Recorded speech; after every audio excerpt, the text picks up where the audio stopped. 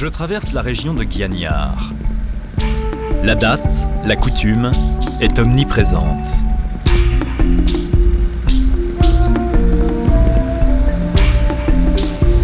À l'entrée du village de Kendaran, les effigies d'un homme et d'une femme annoncent que la communauté est en fête.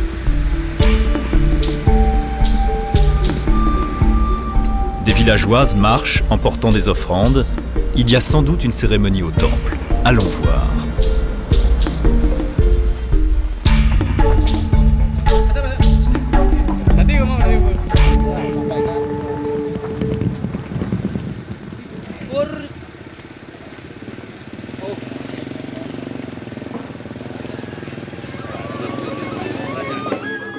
Il y a en effet une grande cérémonie.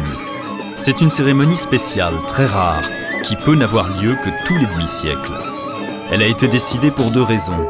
Des statuettes ont été volées et l'arbre sacré est tombé.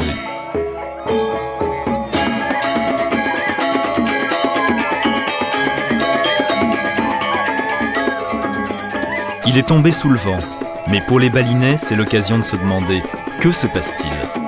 et de s'interroger sur soi-même. Qu'ai-je fait qui n'est pas bien ? Il faut maintenant purifier le temple, la terre, le village. Il faut faire des offrandes aux puissances négatives et recréer l'équilibre. Les jeunes vierges du village vont y contribuer en dansant la danse de Rejang.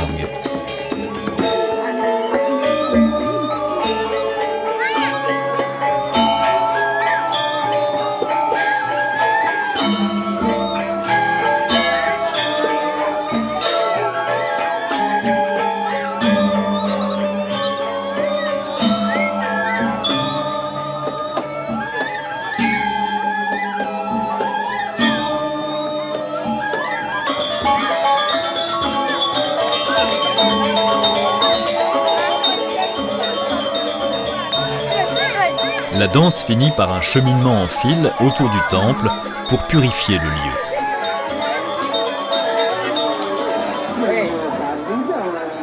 Il y a plusieurs jours et plusieurs étapes de cérémonie. La musique forte du gamelan a réveillé les mauvais esprits. Ils sont en colère. Le combat de coq fait verser le sang, symbole de sacrifice.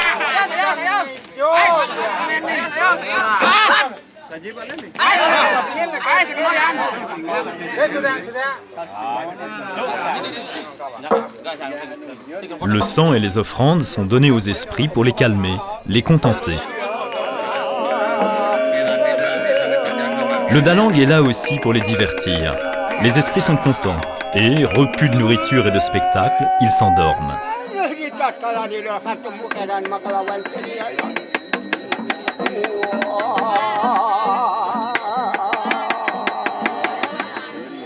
La cérémonie de rétablissement de l'équilibre peut continuer sans danger.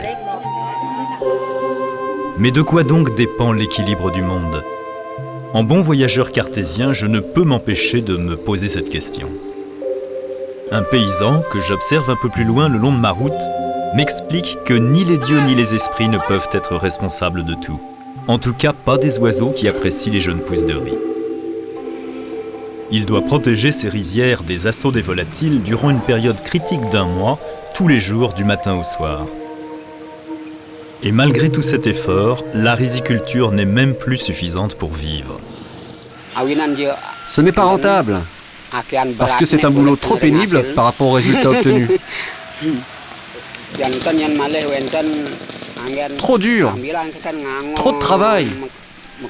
Surtout si on n'a pas de boulot complémentaire comme élever des vaches ou travailler dans le champ des autres. Si avec le revenu de ce travail nous n'avons pas assez pour financer nos obligations au village, on ne peut plus. Bali n'est donc pas qu'un Éden tropical, une vision idyllique pour le tourisme. Désireux d'en savoir plus, je prends contact avec une organisation non gouvernementale locale, Wali, les Amis de la Terre, qui m'emmène sur le littoral voir le lieu d'un conflit entre la communauté traditionnelle et le développement moderne. Ici, l'équilibre menace de se rompre. Ça, c'est le symbole de l'opposition de la communauté traditionnelle à la construction du projet touristique, là-bas, par l'investisseur TBUC. Des milliers d'habitants se sont rassemblés ici pour manifester et organiser une opposition culturelle en construisant cet hôtel et en priant ensemble. On prie Surya, le dieu du soleil, pour dire qu'ici c'est un lieu sacré qui est utilisé pour les rituels et qui appartient à la communauté traditionnelle.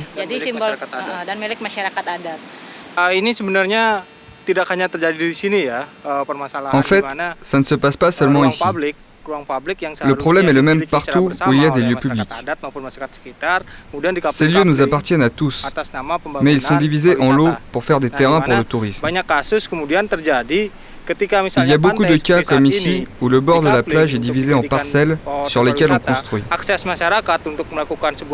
Ce qui fait que l'accès à la plage pour les rituels religieux comme le melasti, le rituel d'aller chercher de l'eau de mer, est restreint.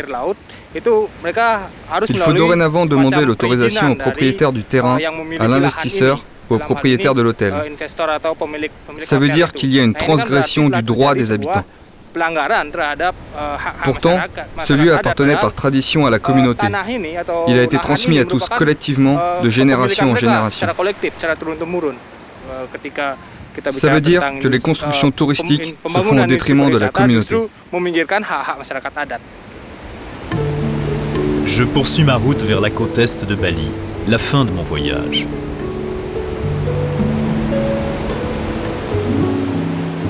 À Kusamba, je croise les premiers récolteurs de sel qui parsèment la côte jusqu'au-delà d'Ahmed. Les gens d'ici sont déjà tournés sur la mer.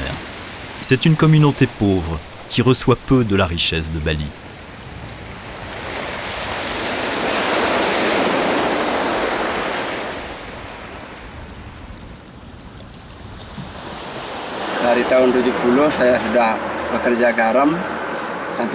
Je récolte le sel depuis les années 70. Avec ça, j'ai pu faire vivre ma famille. Tous mes enfants sont allés à l'école. Ils ont pu aller partout. Jusqu'à maintenant, je récolte toujours du sel.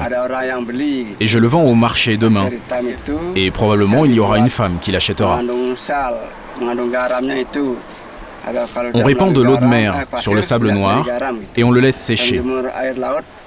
Si on ne passe pas par le sable, ça ne donne pas de sel.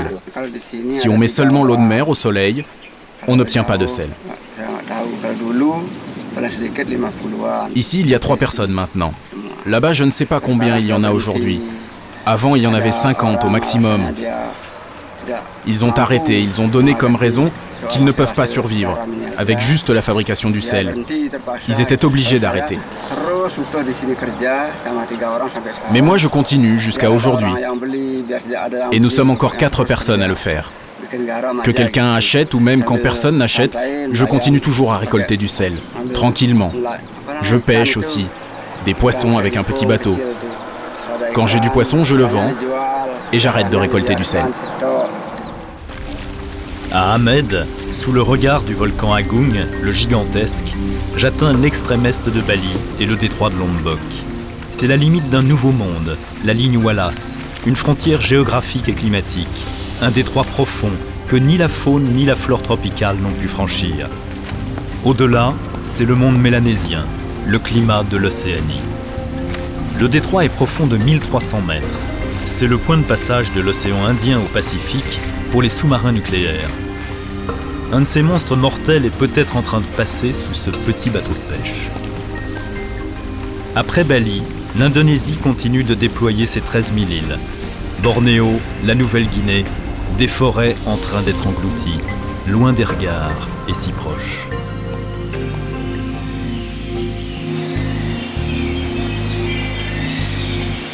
Exterminée comme à Sumatra, surexploitée comme à Java, sacralisée comme à Bali, la forêt disparaîtra si rien n'est fait. Que puis-je faire? Et qu'ai-je appris lors de ce voyage en Indonésie? L'homme du Kawaii-Jen me souffle qu'il faut agir soi-même. Où qu'on soit, c'est ça le vrai voyage.